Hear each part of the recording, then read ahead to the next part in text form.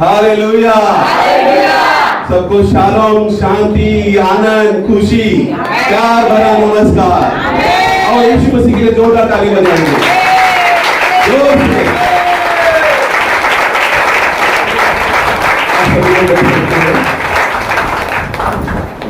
जो खाली कुर्सी है मुझे अच्छे नहीं लगते, पीछे से जो भी लोग आगे आके बैठ सकते हैं, खाली कुर्सी पर आगे आके बैठता है।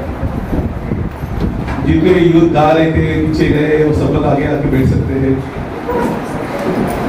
आगे एक भी खाली कुर्सी नहीं दिखना चाहिए, दूसरे लाइन में यहाँ पर और आगे यहाँ पर राइट साइड में 2-3 लाइन बाकी है। तो जैसे आप लोग बैठ रहे हैं और भी कुर्सी खाली आप लोग आगे बैठ सकते हैं। लेकिन तब तक मैं बताना चाहता हूँ कि धारावी जो आपकी कलीसिया है, जहाँ पर प्रभु ने आपको रखा है, पास्टर मेरे लिए केवल मित्र नहीं है, लेकिन प्रभु के राज्य में एक पार्टनर के जैसी भी है, और साथ ही साथ प्रभु में मेरे भाई भी है।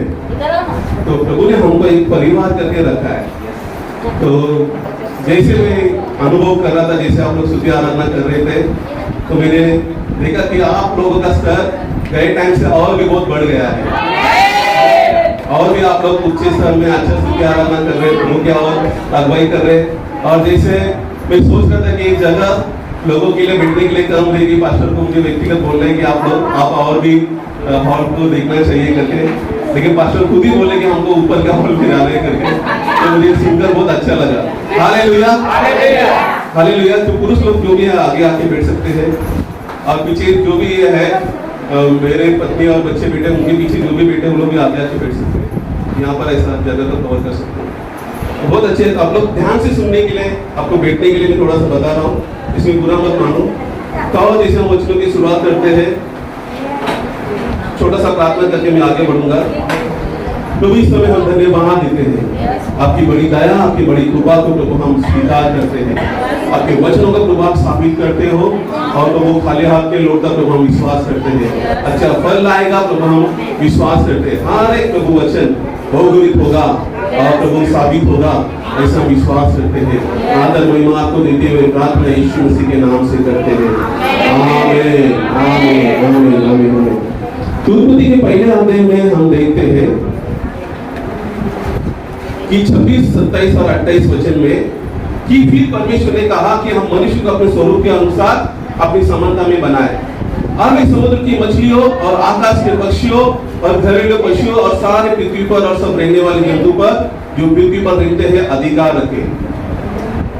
तब परमेश्वर ने मनुष्य को अपने स्वरूप के अनुसार उत्पन्न किया, अपने ही स्वरूप के अनुसार परमेश्वर ने उसको उत्पन्न किया, नर और नारी करके उसने मनुष्य की सृष्टि की। और परमेश्वर ने उनको आशीष दी और उनसे कहा, फूलो फलो और पृथ्वी में भर जाओ और उसको अपने वश में कर लो, और समुद्र की मछलियों तथा आकाश के पक्षियों और पृथ्वी पर रहने वाले सब जंतुओं पर अधिकार रखो।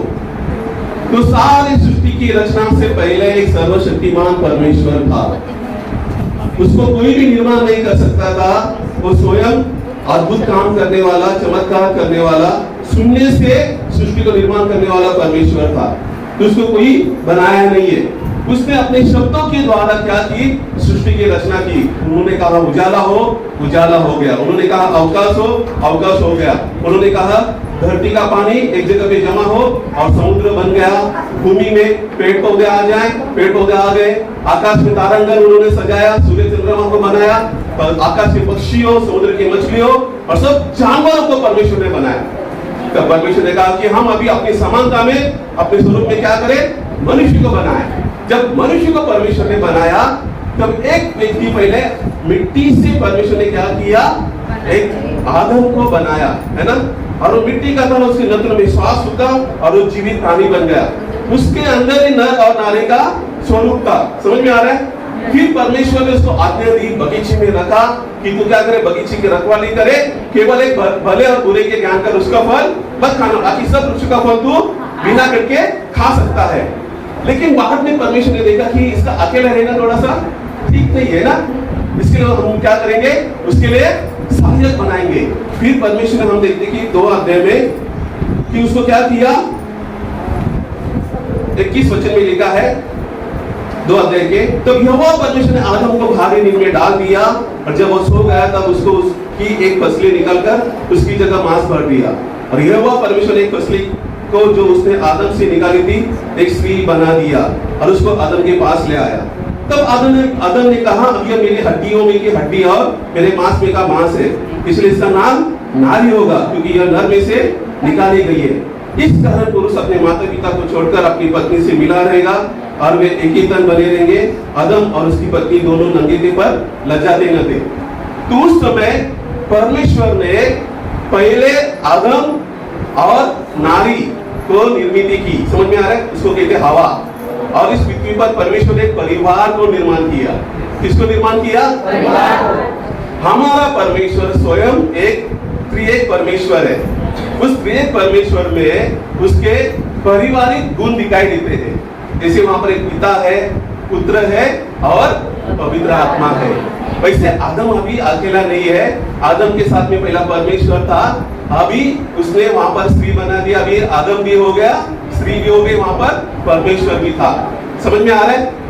तो परमेश्वर परिवार चाहता है। क्या चाहता है? परिवार। सब लोग बोलो, परिवार चाहता है। परमेश्वर परिवार चाहता है। आज जैसे पास्टर अभी वचन से पहले बोल रहे थे कि ये परमेश्वर का घर है, ये हमारा घर है ना? कलीसिया बोलेगा तो। और अभी यहाँ पर आप और मैं अकेला नहीं आना है। क्या नहीं आना है? अकेला नहीं आना है। आपको क्या लगता है कि समझो कि सब जगह पर पानी पानी पानी पानी है, नुआ के समान, और आप जहाज में हो, आप अकेले हो और आपका परिवार पानी में है, तो आपको अच्छा लगेगा? नहीं। क्यों नहीं लगेगा? है ना, परिवार पानी में। तो हम देखते हैं कि जब परमेश्वर ने आदम को बनाया था, आदम कैसे था? परमेश्वर का पुत्र था। क्या था? हम उसके वचनों को देखेंगे। लूका 3 अध्याय और उसका 38 वचन में ऐसे लिखा है।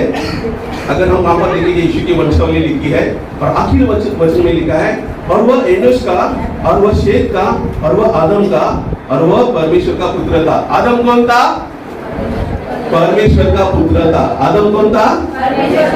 परमेश्वर ने उसको मिट्टी से बनाया था, लेकिन परमेश्वर ने उसको अपने स्वरूप और समानता में बनाया था। उसके ऊपर अपनी महिमा दी थी और वो परमेश्वर उस पुत्र के साथ में संगति करता था, प्यार करता था, उसको आशीर्वाद देता था, उससे बातें करता था और उसको सारे पृथ्वी पर अधिकारी बना दिया था। क्या बना दिया था? अधिकारी बनाया था कि सारे सृष्टि पर वो क्या करे? राज करे, अधिकार करे, क्योंकि हमारा परमेश्वर राजाओं का राजा है, प्रभुओं का प्रभु है। उसने आदम को इस पृथ्वी पर राजा करके बनाया, अधिकारी करके बनाया। लेकिन उस आदम ने क्या किया? परमेश्वर के विरुद्ध में पाप किया और वो क्या हो गया? परमेश्वर से दूर हो गया। ऐसे लिखा है इफिसियों की पत्री, उसका 2 अध्याय निकालेंगे।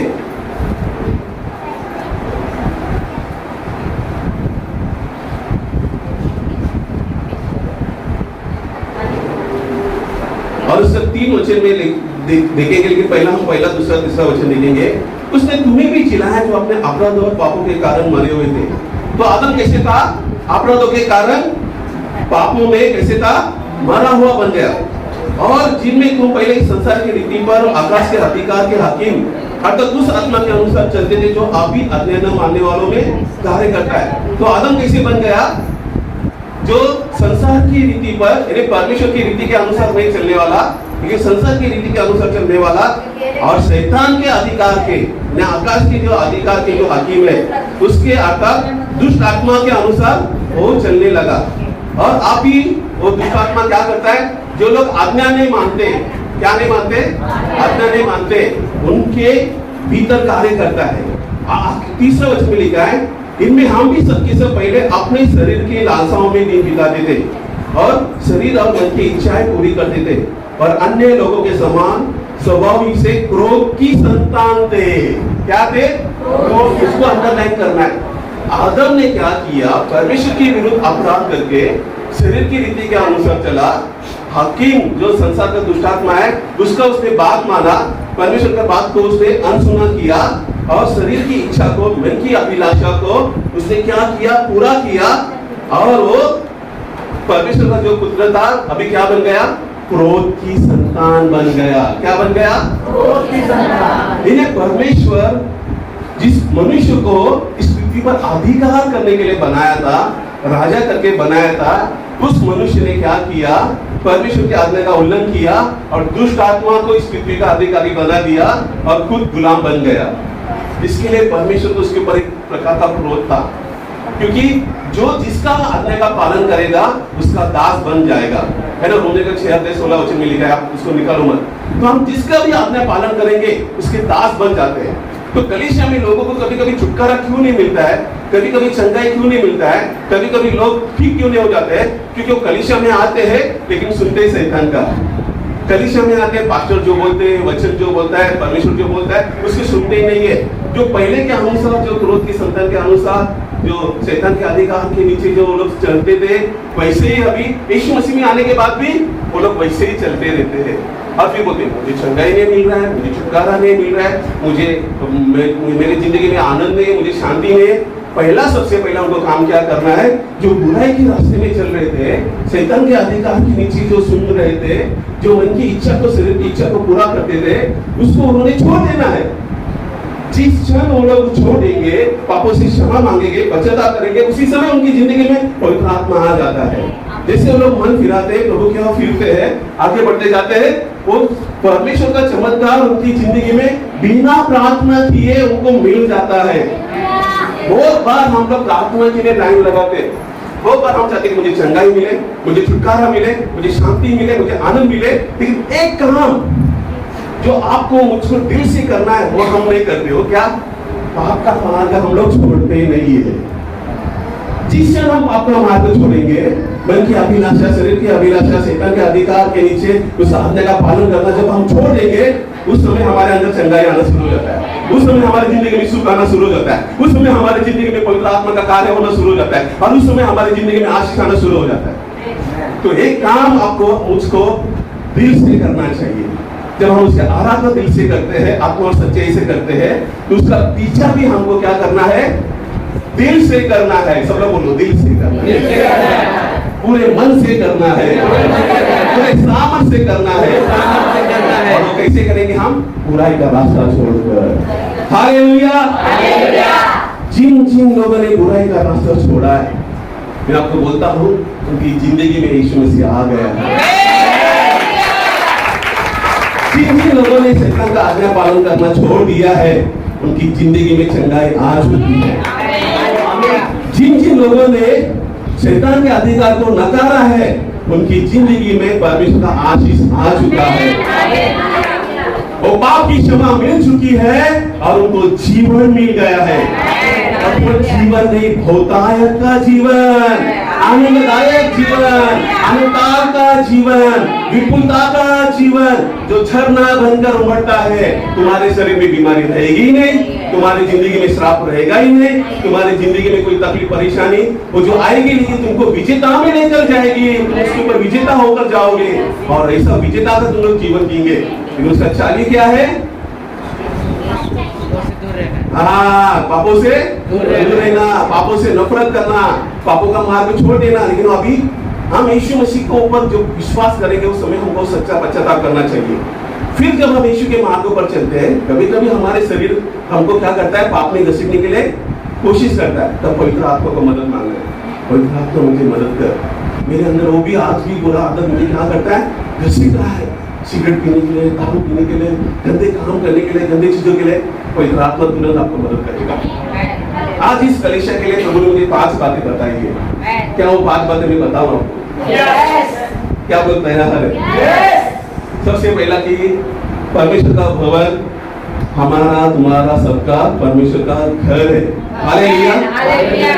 आदम जैसे परमेश्वर का पुत्र था, उसने क्रोध की संतान बन गया, एक प्रकार से अधिकार खो बेटा। क्या बेटा? अधिकार खो बेटा। बुढ़ा पुत्र के नाई, लूका मुझे लगता है 15 अध्याय में लिखा है, बुढ़ा पुत्र के नाई, जिसने क्या किया? अपनी धन संपत्ति को मांग लिया और वो धन संपत्ति लेकर दूर देश में चले गया, कुकर्म में उड़ा दिया। और अभी कहते हैं मैं आपकी पुत्र होने के लिए लायक नहीं हूँ, मुझे क्या करो? नौकर बना कर रखो, मुझे सिर्फ खाना मिल जाए भोजन थोड़ा समय के लिए। उधर में सूरों का खाना खाने के लिए मेरे को अंदर इच्छा हो गई। लेकिन बाप क्या बोलता है? उसको अंगूठी पहनाओ, उसको वस्त्र दो, है ना। मेरा बेटा खो गया था, मिल गया है। मेरा बेटा मर गया था, जिंदा हो चुका है। हालेलुया। जो कोई पापों से मन फिराएगा उसको पुत्र होने का अधिकार मिल जाएगा, उसको अंगूठी मिल जाएगा, उसको पुत्रत्व का जो अधिकार है वो मिल जाएगा, पवित्रता के वस्त्र मिल जाएंगे और उसको जूते पहनाए जाएंगे जो घर में मालिक के समान घूम सके। इस घर में मालिक के समान घूम सके, गुलाम के जैसे ने। बीमारी में मैं आएगा, हर दिन मेरे लिए प्रार्थना करो, हाथ रख के में टकला हो जाओ, ऐसा नहीं रहेगा। और गुलामी में नहीं रहेगा। और पुत्र के नाई चप्पल पहन के घूमेगा फिरेगा, क्योंकि उसके पैरों में वो चप्पल है ना। पुत्र के मालिक के समान दास लोग नहीं पहनते, है ना। मालिक लोग पहनते घर के अंदर चप्पल, तो ऐसा चप्पल पहन के घूमेगा। और साथ ही साथ उसके लिए उत्सव रहेगा। क्या रहेगा? आनंद रहेगा। क्या है ना, प्रभु के भवन में आनंद की रसोई है। वो आनंद उसके अंदर रहेगा, उसके अंदर दुख नहीं रहेगा। उसको कलीसिया में चिल्लाने की जरूरत नहीं पड़ेगी, क्योंकि वो घर में अकेला चिल्लाता है प्रभु के सामने। अब प्रभु ने उसकी प्रार्थना को सुना है और अब उसको कलीसिया में आकर आनंद उठाना जरूर पड़ता है ना। सबका ध्यान अपने वक्त घसीटने की उसको जरूरत नहीं पड़ती है, क्योंकि उसकी जिंदगी में आनंद आ चुका है, उसकी जिंदगी से दुख निकल चुका है और वो अभी किसी को डिस्टर्ब नहीं कर रहा है चिल्लाने के द्वारा, क्योंकि अभी उसके अंदर शांति आ चुकी है। कभी कभी ऐसे आवाज करते कि जैसे ऐसा लगता है कि ध्यान भटक रहा है मेरा, और मैं किधर देख रहा हूँ, कोई मुझे डिस्टर्ब कर रहा है, मैं आराधना कर रहा हूँ, कोई मुझे डिस्टर्ब कर रहा है, मेरा ध्यान कोई आकर्षित कर रहा है ना। तो कभी कभी मुझे उसको क्या करना है? सुधारना है। क्या करना है? अकेले में बैठकर प्रभु के सामने जितना चिल्लाने का चिल्लाओ और सुख को प्राप्त करो। कलीसिया में आके अच्छा डांस करो, प्रभु को धन्यवाद दो, सबके साथ में चलो, सबके साथ में चलो, है ना। सबसे अलग मत चलो, सबके साथ में रहो, सबके साथ में रहो, बने रहो और सबके साथ में आगे बढ़ते चलो। ओके, ठीक है। तो आदम ने खो बेटा, क्या बेटा? संतान होने का अधिकार। तो 5 बातें जो मुझे प्रभु ने सिखाई वो क्या है? अभी जैसे हम एक परिवार है, संसार में भी लोग जो हमारे भाई है ना, हमारे रिश्तेदार है, हमारे दोस्त है, वो लोग भी परमेश्वर के पुत्र है। क्या है? क्योंकि आदम के द्वारा वो लोग आ गए हैं, है ना। अलग अलग जाति धर्म आपने और मैंने बनाई है, लेकिन परमेश्वर ने उनसे भी प्रेम किया है। सूरज की किरणें सबके ऊपर आती कि नहीं? क्या सिर्फ विश्वासी लोगों के ऊपर आती है, उनके ऊपर नहीं आती है? बारिश सबके ऊपर गिरता है ना। प्रभु यीशु मसीह केवल यहूदियों के लिए मरा क्या? यूनानियों के लिए, सबके लिए मरा है। हालेलुया। यीशु मसीह ने जगत के पापों को उठाकर ले लिया है। कितना जन का परिवार अभी यहाँ पर नहीं है? जरा हाथ उठाओ। कितना जन का परिवार यहाँ पर नहीं है? ओके, आप लोग हाथ नीचे कर सकते हैं। तो आपकी और मेरी जिम्मेदारी है, क्या है? आपकी और मेरी जिम्मेदारी, हम क्या करें? उनको जाकर यीशु मसीह के बारे में बताएं, क्योंकि वो लोग नाश हो रहे, वो लोग बिना यीशु के, उनको मालूम नहीं कि यीशु मसीह कौन है। वो लोग परमेश्वर के पुत्र होने का अधिकार खो बैठे हैं। हम जाकर उनको यीशु मसीह के बारे में बोलना है। क्या बोलना है? यीशु मसीह सच्चा परमेश्वर है। यीशु मसीह तुम्हारे पापों के लिए मर चुका है। तुम्हें अभी पापों में मरने की आवश्यकता नहीं है। तुम केवल विश्वास करो, तुमको धार्मिकता मिल जाएगी, तुमको मुक्ति मिल जाएगी, तुमको शांति मिल जाएगी, तुमको आनंद मिल जाएगा। क्या आप लोग इतना बोल सकते हैं? क्या बोलना है? हाँ हाँ, और आपके लिए बोलना है। तुमको क्या बोलना है? आपके लिए, मेरे लिए, सबके लिए। यीशु मसीह क्रूस पर मर गया है, किसके लिए? पापों के लिए, है ना। अगर तुम विश्वास करोगे तुम्हारे पाप क्षमा हो जाएंगे, भूल जाएंगे और तुमको परमेश्वर के पुत्र होने का जो अधिकार खो बेटा है वो मिल जाएगा। हालेलुया। ताली बजाएंगे परमेश्वर की।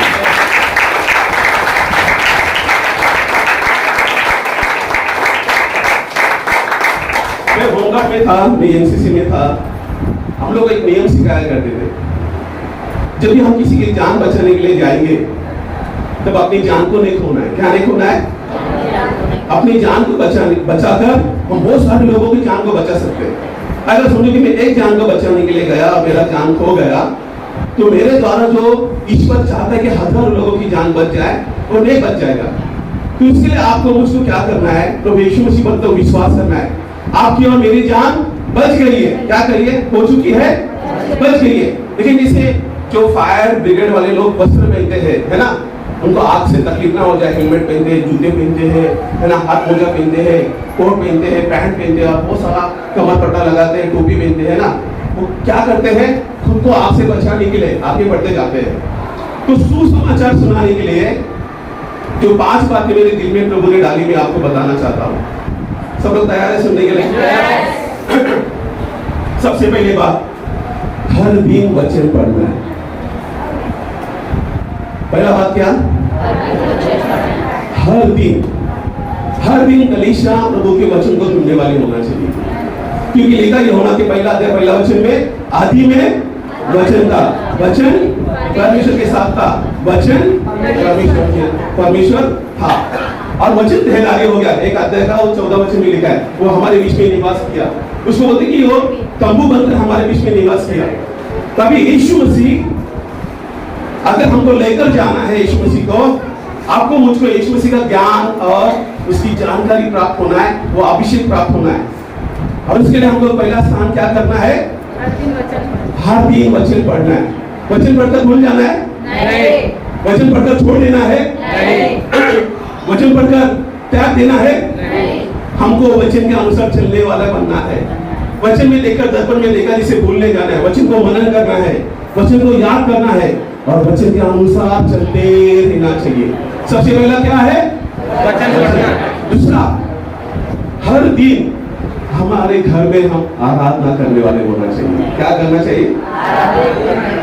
एक भेंट प्रभु के सामने चढ़ाना है। आराधना के साथ में कुछ पैसा भी आप निकाल सकते हैं करके अंदर। प्रभु आपके लिए मैंने भेंट निकाला, क्योंकि भेंट निकालना एक आराधना का भाग है। हम हर दिन प्रार्थना करते हैं, हर दिन वचन पढ़ते हैं, लेकिन भेंट नहीं निकालते। तो उसका एक आदत लगाना है कि मेरे घर के द्वारा मैं क्या करूंगा, एक भेंट निकालने के लिए शुरुआत करूंगा। लेकिन कब? जब मैं आराधना करूंगा। कभी? सबसे पहले हम लोग क्या करेंगे? वचन पढ़ेंगे, अकेले में पढ़ेंगे, कलीसिया के साथ में मिलकर पढ़ेंगे। दूसरा, परिवार के साथ में मिलकर पढ़ेंगे। 5-10 मिनट निकालेंगे। कितना? और वो 5-10 मिनट में आप और मैं क्या करेंगे? परिवार मिलकर वचन पढ़ेंगे। हर दिन एक अध्याय, ज्यादा नहीं। कलीसिया के साथ में 3-4 अध्याय पढ़ सकते हैं। लीडरों के साथ में जो भी हमारा है, जो भी कलीसिया ने हमको दिया है, वो हम लोग 3-4 अध्याय ज्यादा पढ़ सकते हैं। अकेले में 10, 12, 15 अध्याय पढ़ सकते हैं। लेकिन परिवार के साथ में मिलकर एक अध्याय पढ़ना है 5 मिनट में, 2-3 मिनट में। बाद में 5 मिनट आराधना करना है। क्या करना है? स्तुति करो। जो गाना आता है, मैंने देखा आज कलीसिया में लोग अच्छा डांस कर रहे थे, ना ना ना ना ना ऐसे गा रहे थे, ना ना ना ना ना, सब लोग अच्छा डांस कर रहे थे। आप लोगों के पास स्तुति आराधना का वो अभिषेक है ना? अभी वो सिर्फ कलीसिया में रहेगा क्या? वो अभी आपके घर में होगा। सब लोग घर में नाचेंगे, है ना? 5 मिनट बाइबल पढ़ेंगे और 5 मिनट डांस करेंगे। ना ना ना ना ना, नाचेंगे क्या? सब लोग घर में हर दिन नाचना है ना? बोलो पास्टर शिव ने हमको सिखाया। क्या सिखाया? घर में 5 मिनट नाचना है, आराधना करना है ना? 5 मिनट एक अध्याय बाइबल पढ़ना है। दूसरा, 5 मिनट डांस करना है, आराधना करना है। फिर 5 मिनट क्या करना है? प्रार्थना करना है। सब लोग सुन रहे हैं? सबका ध्यान है? तो थोड़ा पानी दे रहे हैं। तो बताओ पहले क्या है? वचन। कितना पढ़ेंगे परिवार के साथ में? एक।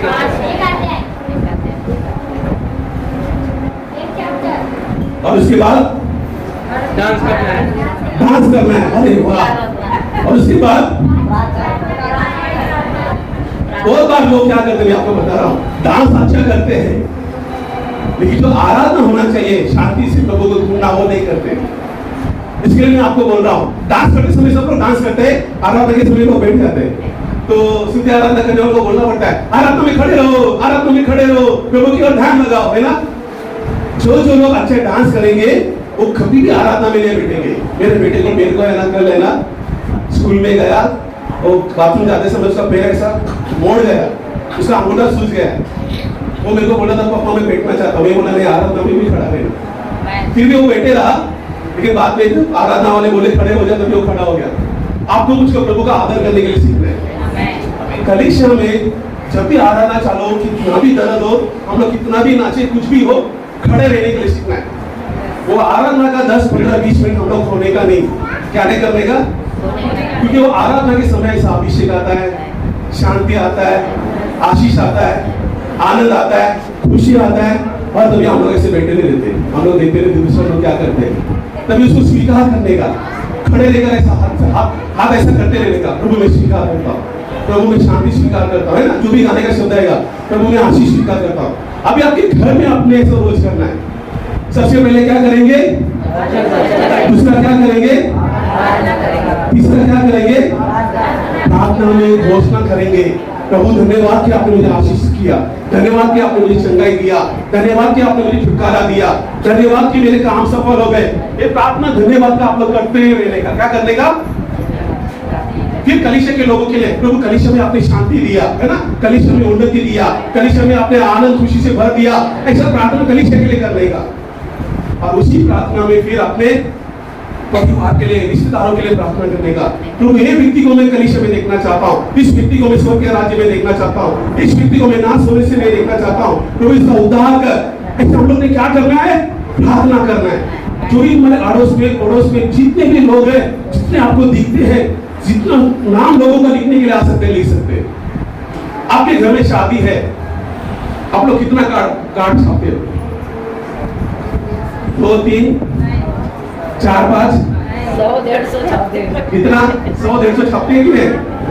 वो 100, 150 में तो 500, 1000 है, कुछ लोग इतना छापते हैं, है ना, क्योंकि सबको बुलाया, सब लोग नहीं आते हैं, 200, 300 लोग तो आते हैं।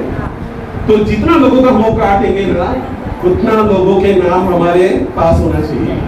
आज का सबसे पहला कार्य तुम लोगों का क्या मालूम है क्या? जो जो लोग प्रभु यीशु को नहीं जानते, उन सबका नाम तुम लोगों ने लिखना शुरू करना है। क्या करना है? नाम लिखना शुरू करना है ना। तुम्हारे पेज पर, तुम्हारे इसमें अभी मत लिखो, घर पे जाके लिखो, लेकिन लिखना शुरू करना है। जिसको जितना ज्यादा नाम रहेगा, है ना, जो ज्यादा लिस्ट बनाएगा, हम उसको लिस्ट को देखेंगे, उसको पहला प्राइज देंगे, है ना, और जिसका दूसरा रहेगा उसको दूसरा प्राइज देंगे। कोशिश करो ज्यादा से ज्यादा नाम लिखने के लिए। अभी वो नाम लिखिए, क्या करना है,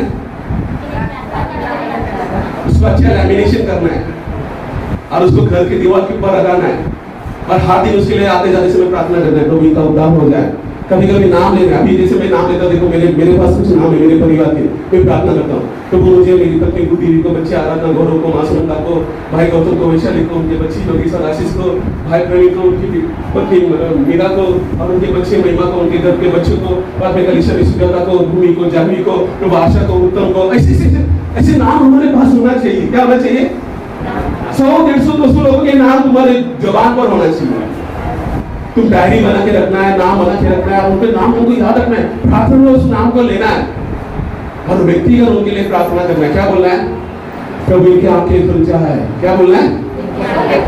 प्रभु उनका हृदय खुल जाए, इनका विश्वास आ जाए यीशु मसीह पर विश्वास करें, उनके पाप क्षमा हो जाए, और प्रभु हम घोषणा करते इनके अंदर यीशु मसीह का जीवन आ जाए। क्या आ जाए? हालेलुया। क्यों ऐसे करना है? क्योंकि वो लोग आपके परिवार के हिस्सा है, वो आपके भाई बंधु है। हम एक वचन निकल कर आगे बढ़ेंगे। पहला कुरिन्थियों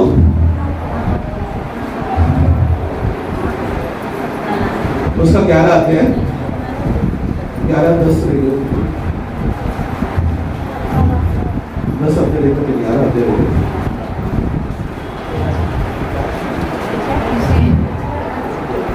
एक मिनट।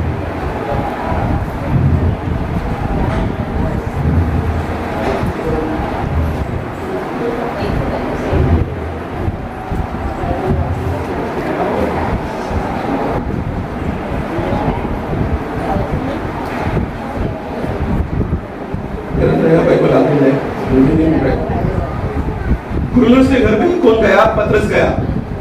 और कुरिन्थुस ने क्या किया? जब पतरस का स्वागत किया, क्या किया? उसने क्या किया? सबको इकट्ठा किया। क्या किया? और इकट्ठा कर उनकी बाट जो रहा था, बाट जोते समय उसने क्या किया? सबको इकट्ठा किया, अपने दोस्तों को, अपने परिवार को, सब कुछ ने इकट्ठा किया। फिर तो के काम मुझे लगता है ये कुरुंदी में चले गए, इसके लिए मेरा गलती हो गया।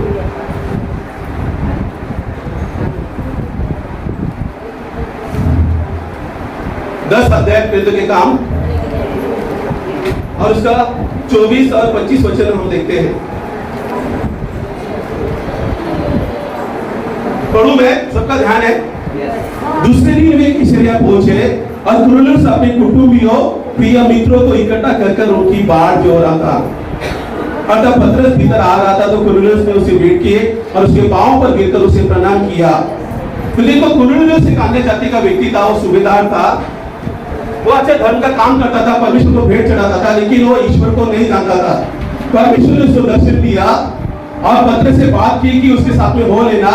जब पतरस उसके घर में गया तो कुरनेलियुस अकेला था। देखो क्या क्या लिखा है, उसको अंडरलाइन करो। कुरनेलियुस ऐसा लिखा है 24 वचन में, दूसरे दिन वे कैसरिया पहुंचे। कुरनेलियुस अपने कुटुंबियों और प्रिय मित्रों को इकट्ठा करके उनकी बाट जो रहा था। लिखो, कुटुंबियों को प्रिय मित्रों को इकट्ठा करके। किसको किसको? कुटुंबियों को और प्रिय मित्रों को इकट्ठा करके पतरस की बाट जो रहा था। कभी कभी आप लोगों ने क्या करना है, घर में कुछ कार्यक्रम रखना है, दोस्तों को, रिश्तेदारों को, सबको बुलाना है और बुलाकर उनके साथ में यीशु के बारे में बात करना है। कभी अच्छा केक लाना है, कभी अच्छा नाश्ता रखना है और उनके साथ में प्रभु के बारे में बोलना है। अभी बीच में पैंडेमिक था, महामारी था, हम लोग ने क्या किया था, राशन को बांटा था।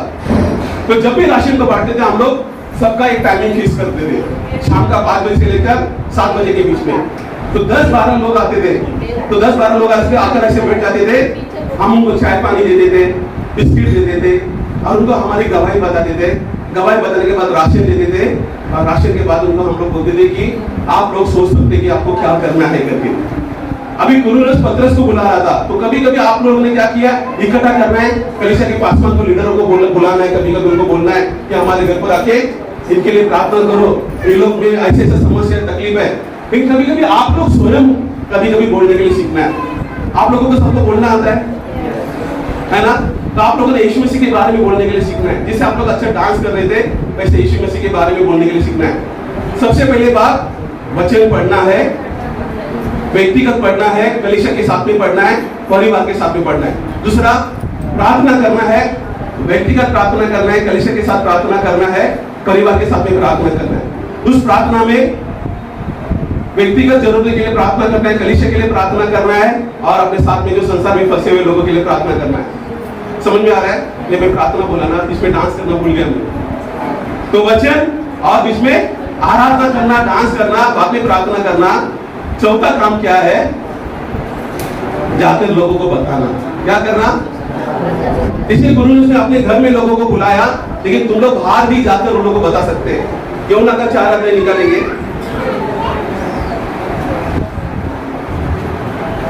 जब सामने स्त्री को मालूम पड़ा कि यही मसीहा है, उसने क्या किया देखो। कितने जन को मालूम है सामने स्त्री के बारे में? 26 वचन पढ़ो, 4 अध्याय का, कोई जोर से। यीशु ने उससे कहा, मैं जो तुझसे बोल रहा हूँ वही हूँ। बस अभी जब यीशु मसीह जब उससे बात कर रहा था तो वो स्त्री कहने वाले कि आने वाला कौन है? मसीह आने वाला है। तो यीशु मसीह कहता है जो मैं तुझसे बोल रहा हूं मैं वही हूं। तब अभी देखो उसने क्या किया। 28 वचन पढ़ो। तब स्त्री अपना घड़ा छोड़कर नगर में चली गई और लोगों से कहने लगी, पढ़ो जिसने, आओ एक मनुष्य को देखो जिसने सब कुछ को जो मैंने किया मुझे बता दिया। कहीं यही तो मसीह नहीं? हालेलुया, सब लोग बोलो हालेलुया। एक स्त्री पानी भरने के लिए कहां पर गई? कुएं के पास गई। वहां पर उसको यीशु मसीह मिल गया। यीशु मसीह ने उसके जीवन के बारे में बातें की, आराधना के विषय में बोला। तो स्त्री कहने लगी पहाड़ पर उसकी आराधना होती है और एक मसीहा आने वाला है। तो यीशु ने कहा कि सब जगह पे उसकी आराधना हो जाएगी, केवल पर्वत के ऊपर नहीं है। तो वो कहने लगी कि मसीहा आने वाला है, वो हमें सब बातें बताएगा। तो यीशु मसीह ने कहा कि वो वही हूँ। अभी उस स्त्री ने क्या किया? जब वो पानी भर रही थी वो घड़ा वहां पर क्या कर दिया? छोड़ दिया और कहां पर गई? गांव में चली गई। किधर गई? चलो रिएक्शन करो। किधर गई? गांव में चली गई। गांव में चले जाकर उसने क्या किया, सबको बता दिया, देखो किसने मेरे जीवन के बारे में बोला, वही तो मसीहा नहीं है। सब लोग आओ, क्या करो, सब लोग आओ। अभी तुमको छोटा काम क्या करना है और पांचवा काम क्या करना है। सबसे पहले वचन पढ़ना है, दूसरा आराधना करना है, तीसरा प्रार्थना करना है, चौथा जाकर लोगों को बताना है, और पांचवा लोगों को लेकर आना है। क्या आप लोग इतना कर पाओगे? ये मेरा आज्ञा नहीं है, ये परमेश्वर का आज्ञा है। किसका आज्ञा है? हम देखेंगे उसको भी। मत्ती का 28 अध्याय निकालेंगे और उसका 18, 19, 20 कोई पढ़ो। मेरे को मुंह जबा नहीं है, लेकिन आप लोगों को पढ़ना पड़ेगा। फिर यीशु ने उनके पास आकर कहा, इसलिए तुम जाओ, सब जाति के लोगों को चेला बनाओ और उन्हें पिता और पुत्र और पवित्र आत्मा के नाम से बपतिस्मा दो, और उन्हें सब बातें जो मैंने तुम्हें आज्ञा दी है मानना सिखाओ, और देखो मैं जगत के अंत तक सदा तुम्हारे संग हूं।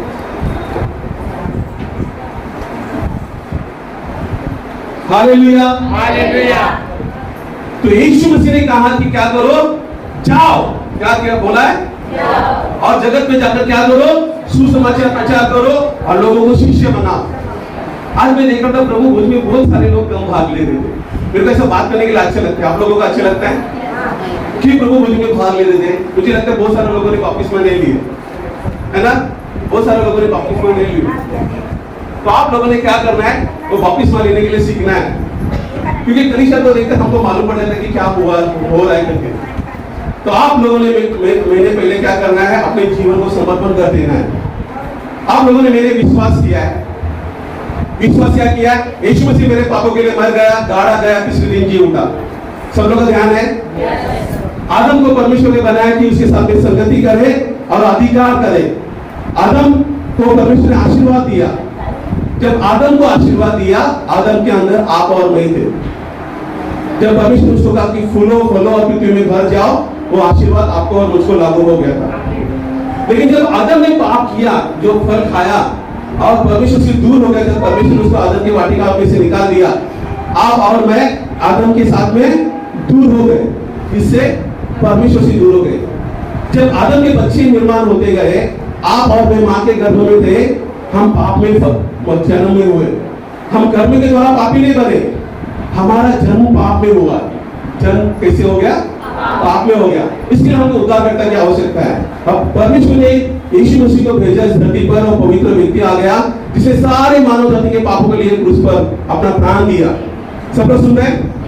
जब यीशु मसीह क्रूस पर मर रहे थे, जैसे हम आदम में आशीर्वादित हो गए, आदम में दूर हो गए।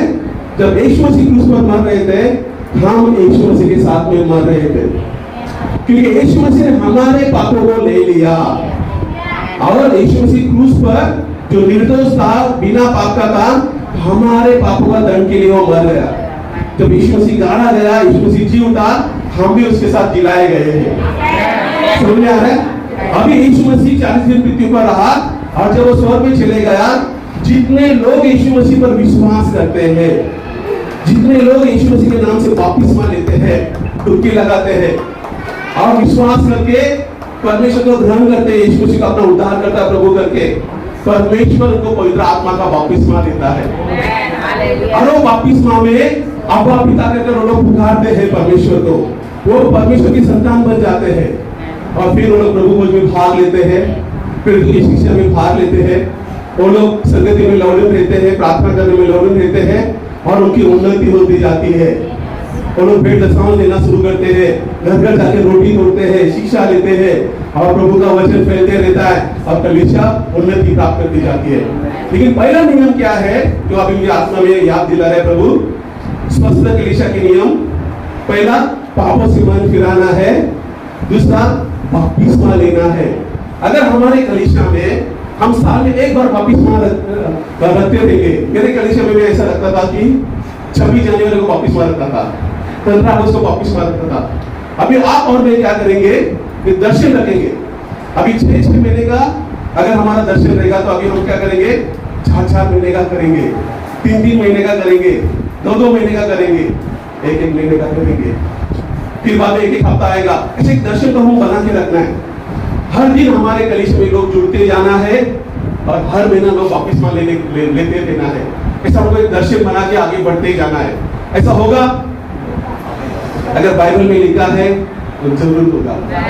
अगर उस समय लोग लेते थे तो इस समय भी प्रभु वैसा हमको देगा। फिर हमको क्या करना है? विश्वास को बढ़ाना है। लेकिन विश्वास को बढ़ाते साथ साथ कुछ कार्य को करना है। वो क्या है? वचन पढ़ना है। जोर से बोलो। आराधना करना है, प्रार्थना करना है, बाहर जाकर सुसमाचार सुनाना है, पांचवा लोगों को लेकर रहना है। क्या ये हो सकता है? क्या ये हो सकता है? हमारे परमेश्वर के लिए कुछ भी असंभव नहीं है ना?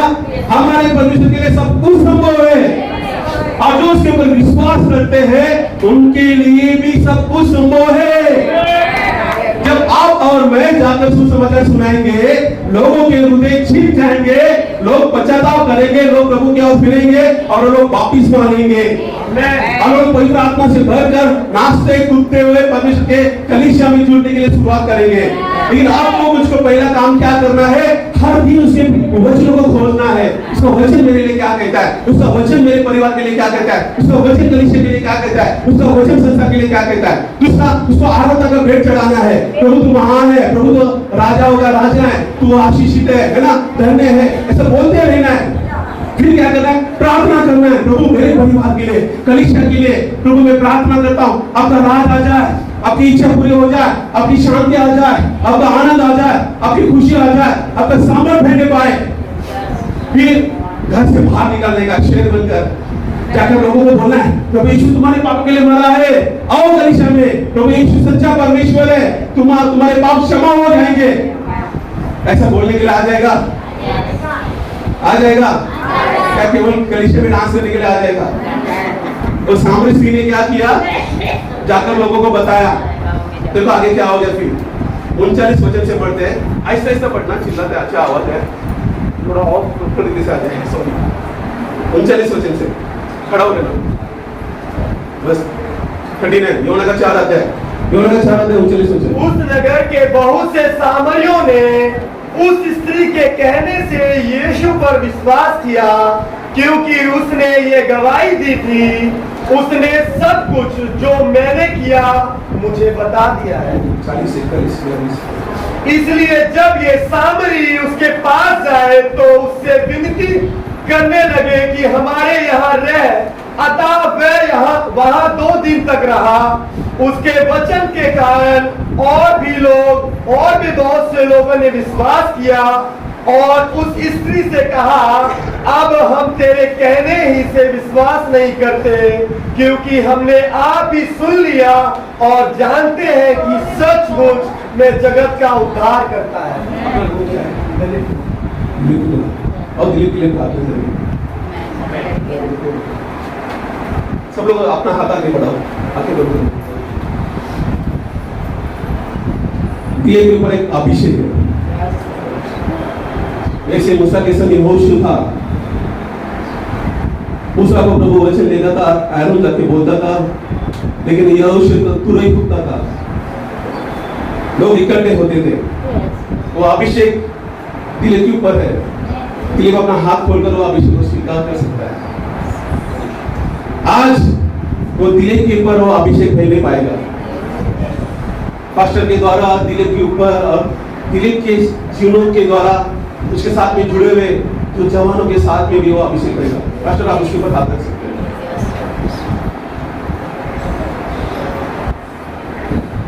आगे से सर के ऊपर हाथ रखो पास्टर।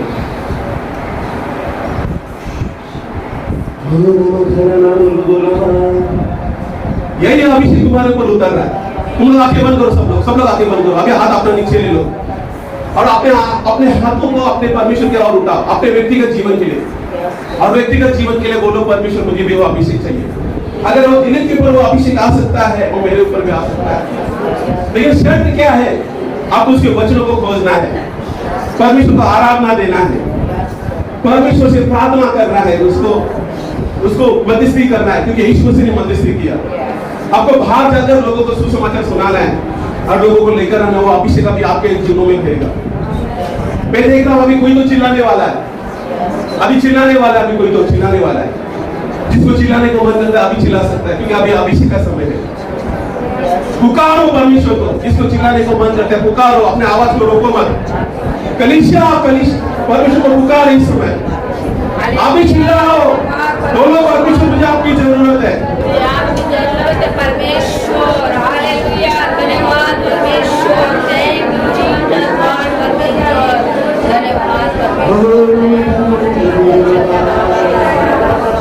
शिष्य आगे आगे आगे अक्षर के प्रति आगे आप लोग सब लोग प्रभु को पुकारो, वो अभिषेक दे रहा है इसमें। आप लोग विश्वास करो, विश्वास करो।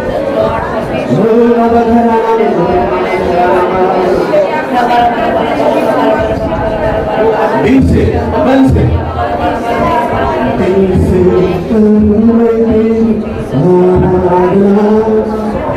मन से करूं मैं तेरी आराधना, सामर्थ से करूं तेरी आराधना। जैसे बादशाह उसकी पत्नी ऐसा हाथ रखकर आपके लिए प्रार्थना कर रहे, विश्वास करो कि जीवन की जल की नदियां वो अभिषेक आपके ऊपर बह रहा है। मेरे कारण नहीं, आपके पास आपको यीशु मसीह के कारण आपके जीवनों में अभिषेक आ रहा है।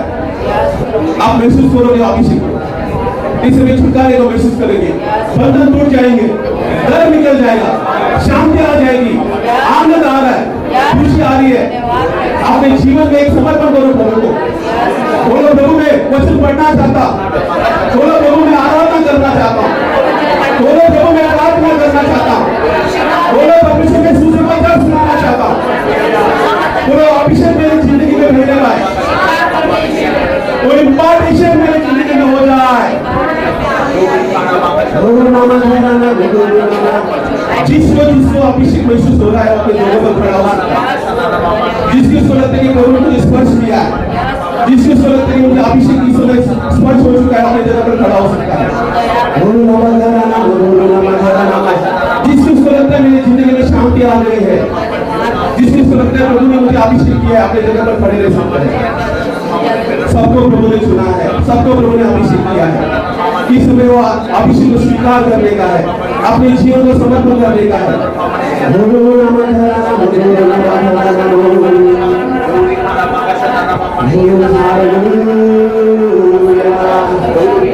विश्वास को बढ़ाओ, विश्वास को बढ़ाओ, विश्वास को बढ़ाओ। आप लोग विश्वास में कमी हो रहे हैं, इसलिए प्रभु बोलते हैं कि वचन को सुनो, वचन पढ़िए सुनो।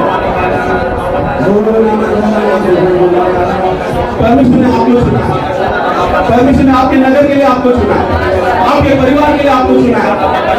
जिसको लगता है कि प्रभु ने मुझे चुना है, जिसको लगता है कि मेरी जिंदगी में शांति आ रहा है, जिनको लगता है कि परमेश्वर का अभिषेक मेरे ऊपर होकर आ रहा है, हम लोग खड़े हो सकते हैं, खड़े हो सकते हैं और खड़े होकर सिर्फ शांत खड़ा रहना है। जो लोग बैठे लोग पुकार सकते हैं, और जो खड़े नहीं होगा तो शांत प्रभु को उपस्थिति का आनंद लेना, प्रभु की उपस्थिति का आनंद लेना है, जो खड़े नहीं है।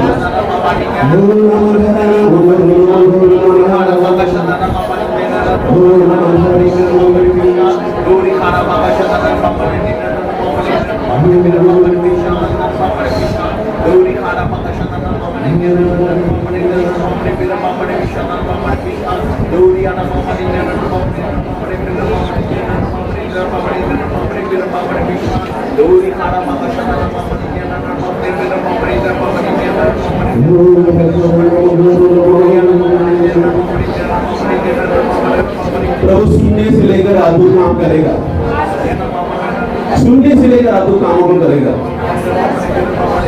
प्रभु छुटकारे को लाएगा।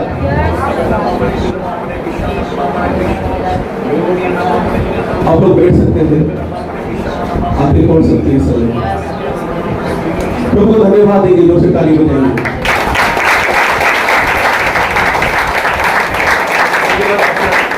धन्यवाद धन्यवाद। मैं आपको बताना चाहता हूँ, आप लोगों का विश्वास और बढ़ाना है। क्या करना है? जब भी आपको ऐसा लगता है कि प्रभु का अभिषेक का समय है, आप लोग उठ के खड़े रहना है। क्या करना है? है ना।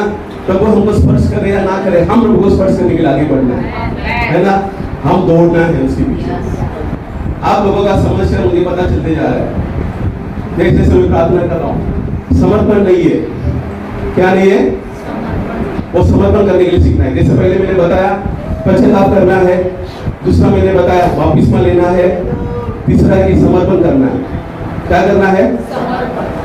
जो लोग समर्पण करेंगे उनकी जिंदगी में बड़ा परिवर्तन दिखेगा। जो लोग अपना जीवन समर्पण करेंगे, कुछ लोग से मन में अविश्वास की बातें हैं, दूसरे से मन के अंदर ऐसे कुछ मजबूत गढ़ है, वो टूट जाना चाहिए। आज टूट जाना चाहिए। हम यहाँ पर कोई भी धर्म परिवर्तन का काम नहीं करते। हम किसी को भी क्रिश्चियन नहीं बनाते, है ना, कि क्रिश्चियन धर्म का हम लोग प्रचार नहीं करते। हम यीशु मसीह का प्रचार करते हैं।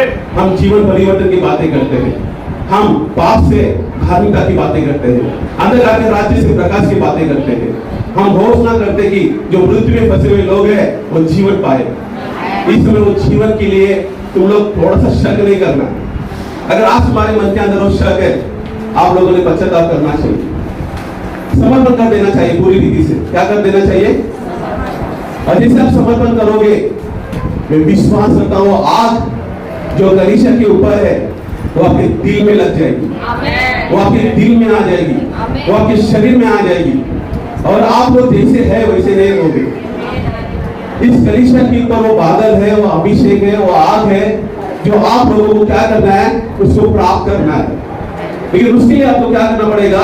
विश्वास से समर्पण करना पड़ेगा। आज पास्टर कुछ बोल रहे थे कि फलवंत होने के बारे में। तो जब तक गेहूं का दाना मरता नहीं है तब तक वो फल नहीं लाता।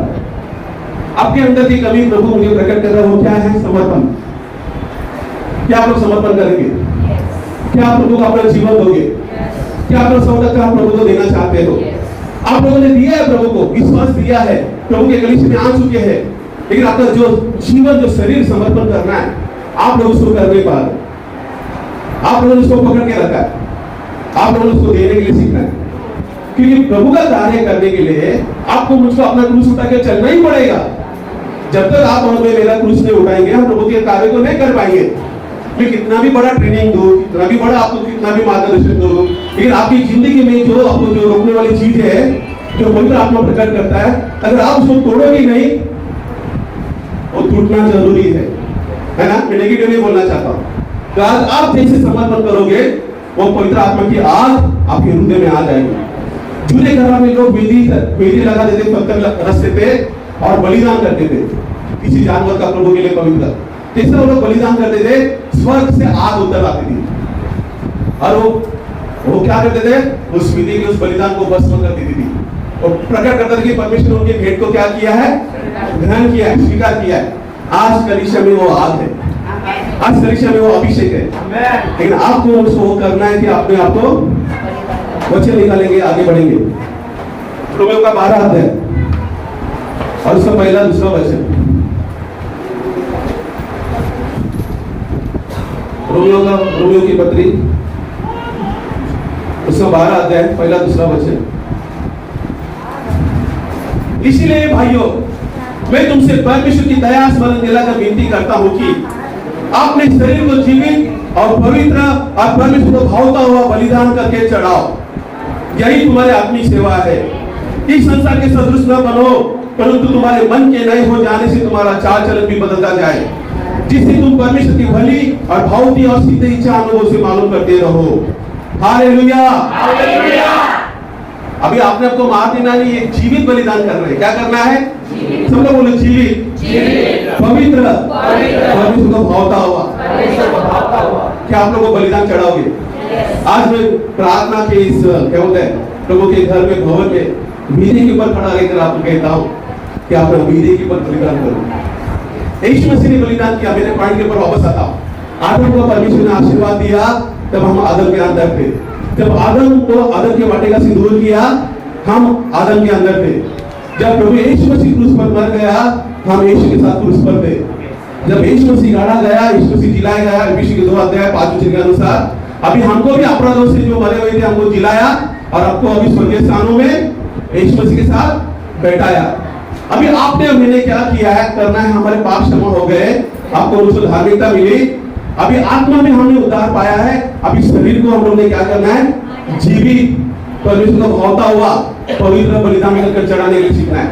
शरीर की इच्छा को हम लोगों को त्यागने के लिए सीखना है। शरीर नींद मांगता है, शरीर अभिलाषा मांगता है, शरीर बहुत सारी लालसा करता है, और शरीर की लालसा को नकारने के लिए सीखना है। कितना लोगों को लगता है कि आज परमेश्वर की विधि के ऊपर मुझे समर्पण करने की जरूरत है। कितना लोगों को लगता है कि मैंने प्रभु को अपने आप को आज दे देने की जरूरत है। जिन जिन लोगों ने हाथ उठाया है वो लोग खड़े हो जाए इस समय, क्योंकि पवित्र आत्मा का कार्य में इसको रोक नहीं सकता। आप लोगों को अभिषेक और शांति महसूस नहीं हो रही थी, लेकिन आप भी महसूस होते हैं। क्या आप लोग विश्वास करते हैं? इतना एक फोटो निकालो कोई, जल्दी जल्दी, कैमरा घुमा दो, एक फोटो निकालो आगे से, आगे आगे कैमरा एक जगह ले लो।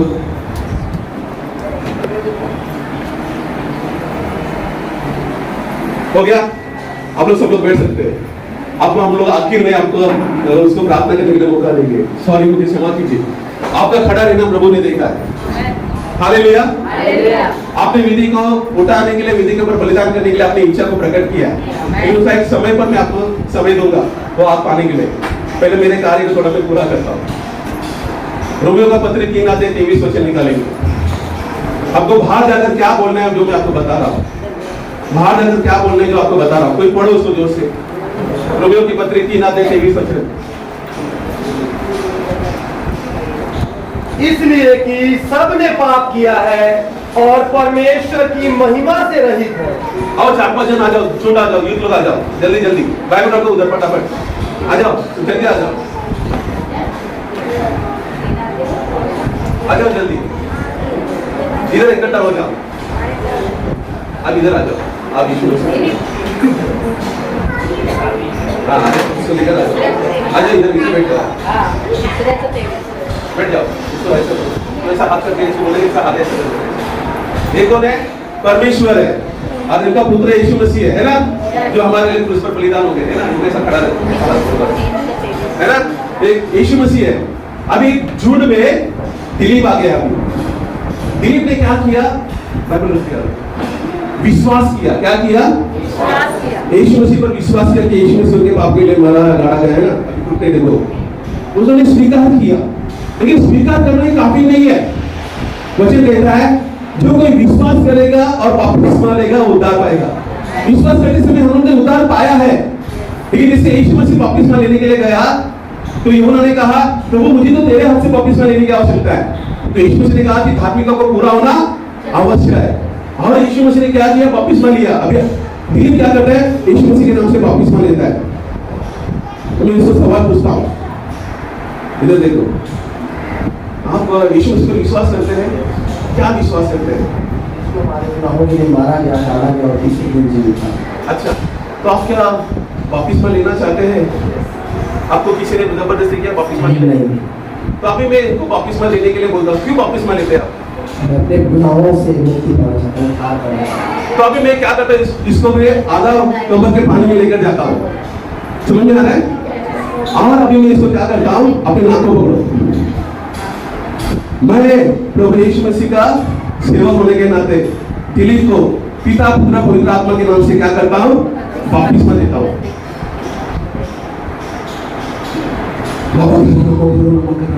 तो इस समय प्रभु पवित्र आत्मा से भर दे। जिसने यीशु मसीह ने बपतिस्मा लिया, पवित्र आत्मा उनके ऊपर उतर रहा और उन्होंने कहा कि ये मेरा प्रिय पुत्र है। और ऐसा करके मैं हम लोग के दिल के ऊपर प्रभु इस समय वो अभिषेक को मांगता हूँ परमेश्वर। ओ प्रभु, जिसे आपने चुना है सुसमाचार शिक्षा सेवक होने के लिए, वो अभिषेक इसकी जिंदगी से मैंने पाए। भविष्यवाणी कर रहा हूँ, है ना, जिसे बपतिस्मा के समय में, और प्रार्थना कर रहा हूँ उसके जीवन के लिए, और हमेशा उसका जीवन परिवर्तन हो जाता है। फिर वो क्या करता है? 5 बातें करता है। क्या करता है? 5 बातें। क्या करता है? बाइबल पढ़ता है। बोलो क्या क्या करता है? बाइबल पढ़ूंगा और मैं स्तुति आराधना करूंगा और प्रार्थना करूंगा और लोगों के बीच में जाऊंगा, प्रभु की गवाही दूंगा और उन्हें प्रभु के घर में लेकर आऊंगा। तो अभी यहाँ पर जाता है, अपने दोस्तों को, परिवार को मिलता है। क्या करता है? दोस्तों को, परिवार को मिलता है। लेकिन इसके पहले इसने क्या किया है? पहले पास्टर के साथ में मिलकर बाइबल पढ़ा है ना, पास्टर के साथ में मिलकर क्या करना है उन्होंने गाइडेंस किया है, मार्गदर्शन किया है, फिर व्यक्तिगत प्रार्थना करता है, व्यक्तिगत आराधना करता है, व्यक्तिगत प्रार्थना करता है, बाद में परिवार के साथ में एक अध्याय पढ़ता है। देखो व्यक्तिगत कलीसिया के साथ में और बारी करना सब अलग अलग है। तुम व्यक्तिगत करने का आदत लगाने का, फिर पारिवारिक करने का आदत लगाने का, सबको समझ में आ रहा है? तो इसने ये सब कुछ किया। अभी क्या किया? वचन पढ़ा, आराधना किया, प्रार्थना किया। अभी लोगों को जाके बता रहा हूँ, रोमन 3:23 वचन निकालो, बाइबल बाइबल। अभी ये सब वचन पढ़ के बताएगा, तुम लोग सुनना है कि क्या क्या बोलता है करके। इसका माइक पकड़ 3:23। इसलिए कि सबने पाप किया है, माइक पकड़ ज्यादा आवाज। इसलिए कि सबने पाप किया है और परमेश्वर की महिमा से रहित है। हाँ, अभी इनको बोलता है, देखो आदम ने पाप किया, जैसे आदम ने पाप किया सबने पाप किया और परमेश्वर की महिमा से रहित हो गए। तुम्हारे पास परमेश्वर नहीं है ना, हमारे पास सबके पास परमेश्वर नहीं है। सुनो मानव जाति, हम सब पाप में जन्म हो गए, हम सब लोग पापी है ना, परमेश्वर की महिमा से रहित हो गए, ऐसा वो उनको बता रहा है वचन के द्वारा। अभी रोम का 6:23 वचन पढ़ेंगे।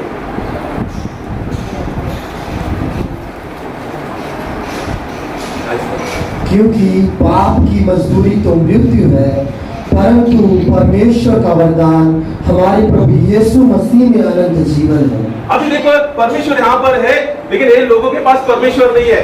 इसको परमेश्वर मिल गया है। अभी वो यीशु मसीह के बारे में बता रहे कि पाप की मजदूरी क्या है। आप लोग काम करते हैं, मालूम है? आप लोगों को काम करेगा तो पगार मिलता है ना। इधर ही रहो ना बाबा, इधर भाग रहे हो, ठंडा ना देखे, युद्ध लोग है ना, बुढ़े है क्या? तो आप लोग सुनो, काम करोगे तो पगार मिलता है कि नहीं? अगर आपको काम करेगा पगार नहीं मिलेगा तो आप लोग क्या करोगे?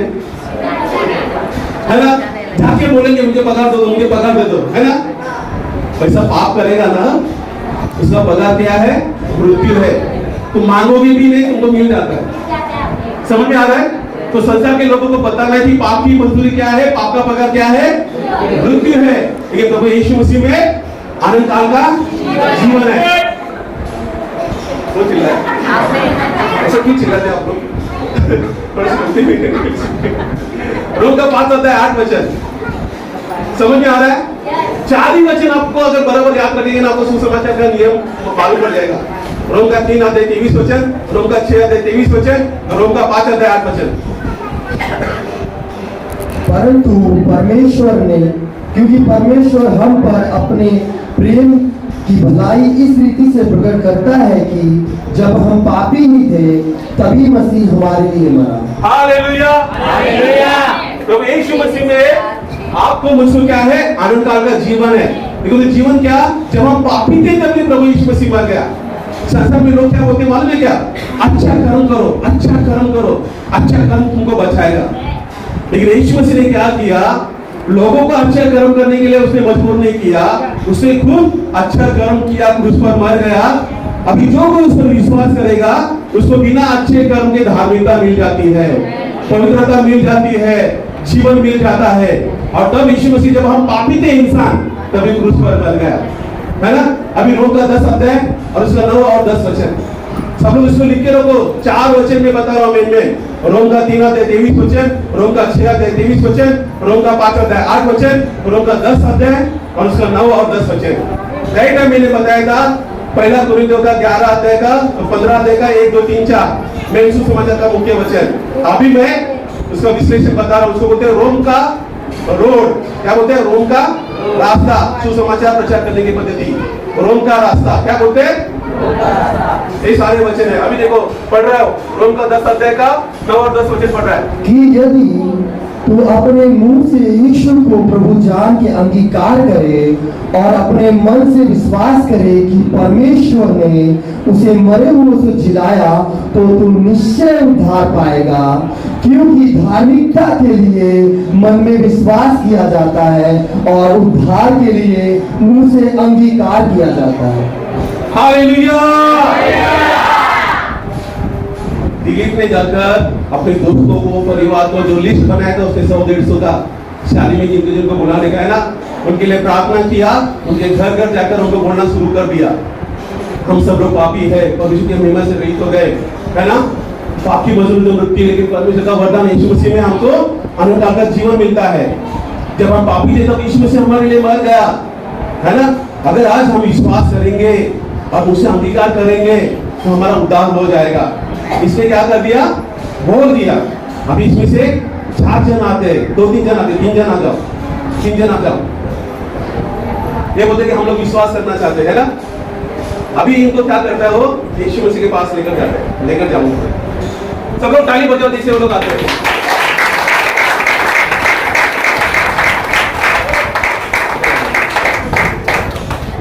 एक दिलीप की जैसे वो करना है, हर दिन करना है।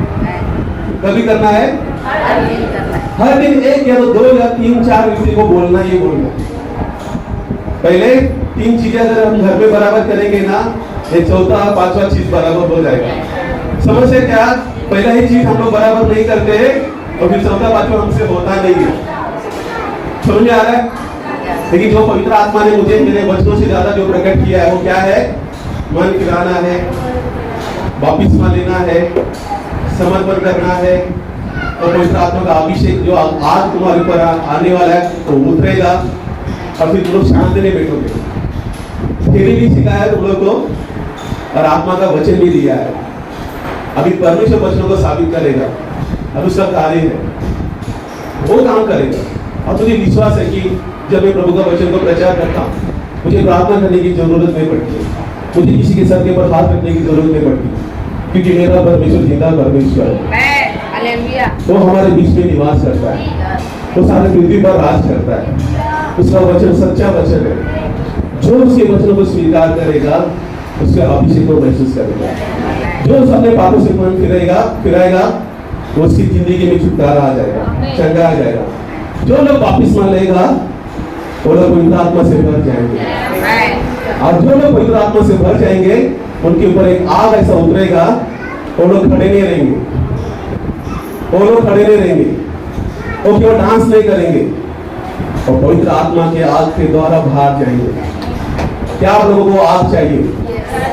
आगे खड़े हो जाओ और इनके लिए सब लोग ताली बजाओ, जोर से ताली बजाओ।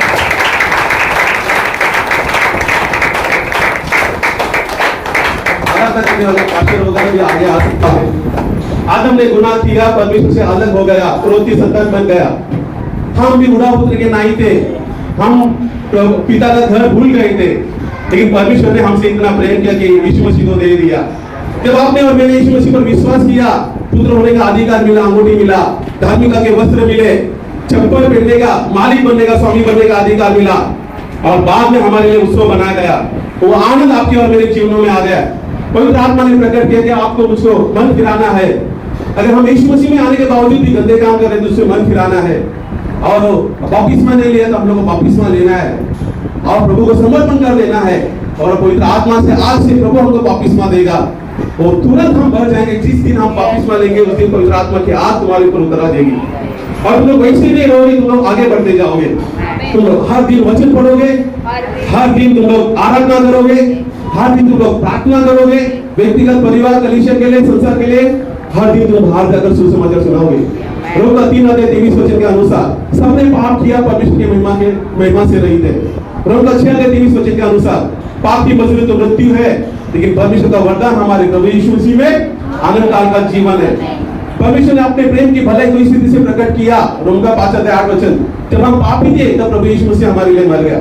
फिर अभी रोमन 10 और उसका 9 और 10 वचन, इसलिए कि जो कोई प्रभु यीशु मसीह के नाम पर विश्वास करेगा कि वो परमेश्वर का पुत्र है, और मुंह से अंगीकार करेगा कि उसको परमेश्वर ने मरे हुए में से जिलाया, वो नीचे उद्धार पाएगा। तो मन से विश्वास करेगा, मुंह से अंगीकार करेगा, उद्धार पाएगा। और कलीसिया में लोग जुड़ते जाएंगे। आपके कलीसिया में कुछ ऐसे चुने हुए लोग हैं जिनको प्रभु अभिषेक करना चाहता है, साथ में जोड़ी करके भेजना चाहता है। आप लोग पास्टर के साथ में बैठकर देखना कि किसको साथ में जोड़ी करके भेजना चाहता है प्रभु। मुझे अकेले में भी हमको सुसमाचार सुनाना है, साथ में जोड़ी में भी हमको जाने के लिए देखना है, और प्रभु आज वो कार्य को करेगा। आपके पास्टर को भी दर्शन देगा, साथ में आपको भी दर्शन देगा।